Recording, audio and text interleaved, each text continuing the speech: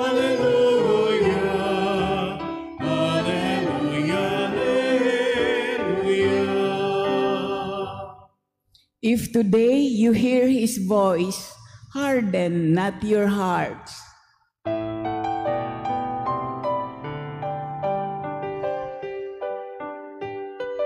Hallelujah, hallelujah, hallelujah.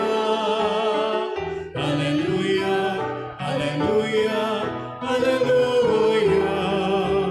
Hallelujah, hallelujah.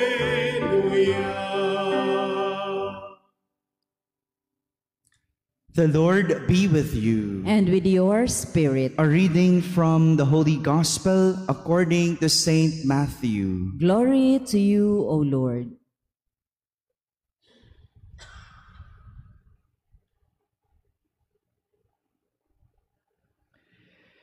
Jesus began to reproach the towns where most of his mighty deeds had been done, since they had not repented. Woe to you, Chorazin! Woe to you, Bethsaida! For if the mighty deeds done in your midst had been done in Tyre and Sidon, they would long ago have repented in sackcloth and ashes. But I tell you, it will be more tolerable for Tyre and Sidon on the day of judgment than for you. And as for you, Capernaum, will you be exalted to heaven? You will go down to the netherworld. For if the mighty deeds done in your midst had been done in Sodom, it would have remained until this day. But I tell you, it will be more tolerable for the land of Sodom in the day of judgment than for you. My friends, the Gospel of the Lord. Praise to you, Lord Jesus Christ. Good morning, my dear brothers and sisters. Good morning, Father. We heard in our Gospel today, Jesus is reprimanding the people of the 3 towns close to him. 3 towns, the Chorazin, Bethsaida, and Capernaum. These are some of the places close to Jesus. Close in a sense that in these places, Jesus performed most of his miracles and mighty deeds. Doon niya ginawa lahat ng magaganda at mabubuting bagay. Madami siyang nagawa sa mga bayang ito, ngunit sa kabila ng lahat ng iyon, hindi sila nagbago. Hindi sila napagbago ni Jesus. Kaya nga, hindi natin masisisi si Jesus kung sumbatan niya ang mga bayang iyon.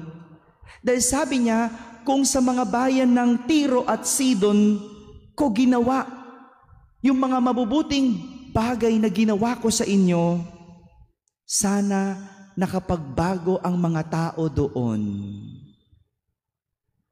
Tyre and Sidon are places known for being pagans. Mga pagano ang mga tao doon. Hindi nananampalataya.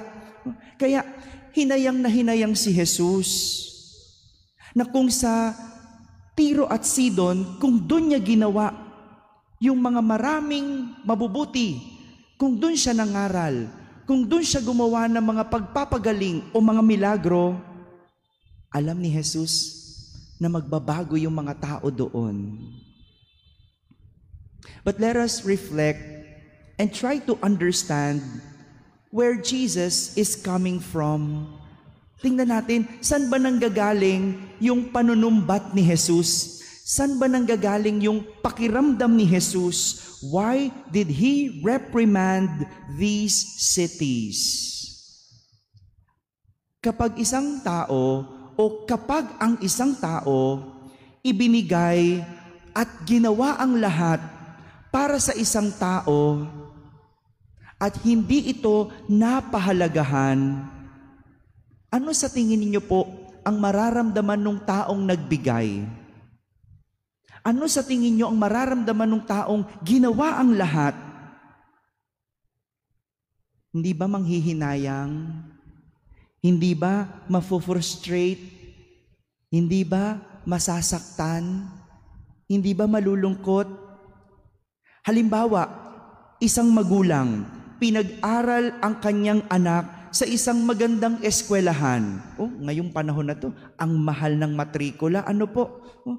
Ang hirap magpaaral, no? Yung ibinigay mo yung lahat, halos ipangutang mo, mairaos lang ang kanyang pag-aaral. Tapos sa huli, hindi nakatapos ang anak. Hindi pinagbuti. Hindi pinahalagahan. Anong mararamdaman ng isang magulang? Pwedeng magalit, pwedeng manghinayang, pwedeng magdamdam, pwede din sumbatan. Lahat po ito posible. Posibleng maramdaman ng isang nagbigay ng lahat dahil siya ay nagmahal. Nagmahal. This is where Jesus is coming from. He loves Chorazin, Bethsaida, and Capernaum so much. And that is why He did everything for them. He gave everything to them. He's just frustrated. He's just hurt. But even though He was frustrated and got hurt, Jesus did not let His frustration or even His anger overpower Him. Instead, before He ended, He took the opportunity to give warnings to them. As He said, "But I tell you, it will be more tolerable for the land of Sodom on the day of judgment than for you." Sa huli, hindi pa din natiis ni Jesus ang mga bayang iyon na pabayaan.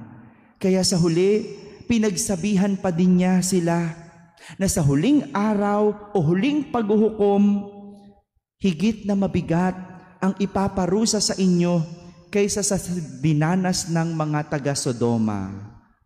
Kung sa ating lengguwahe, tila tinatakot ni Jesus yung mga bayang iyon para lang sila ay magbago. Di ba, yung mga nanay, no?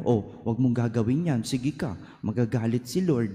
Wag mong gagawin yan kasi may pare, may pare. May pulis, Di ba ganon? Ba't mo ginagawa yon?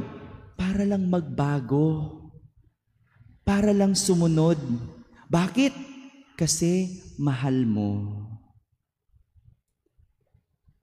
Today, we commemorate Mary as Our Lady of Mount Carmel. It is said that a Carmelite named Simon Stock had a vision of Mary giving him a scapular and telling him that whoever dies wearing that scapular shall not suffer the fires of hell. Whoever dies wearing that scapular will not suffer the fires of hell. Grabe ang Diyos, no? Ganyan ang pagmamahal ng Diyos. Siguro sabi ng Diyos, kung ayaw niyong magbago, kung ayaw niyong sumunod, kung ayaw niyong makinig sa akin, sige, Mary, bigyan mo na lang sila ng scapular. Nang sa ganon, kahit man lang sa scapular, pag namatay sila, hindi sila mapupunta sa impyerno. Ligtas pa rin sila. Grabe ang Diyos, no? Kahit na na-frustrate, Kahit na nalulungkot na hindi tayo makapagbago, gagawa pa rin ng paraan para tayo'y maligtas.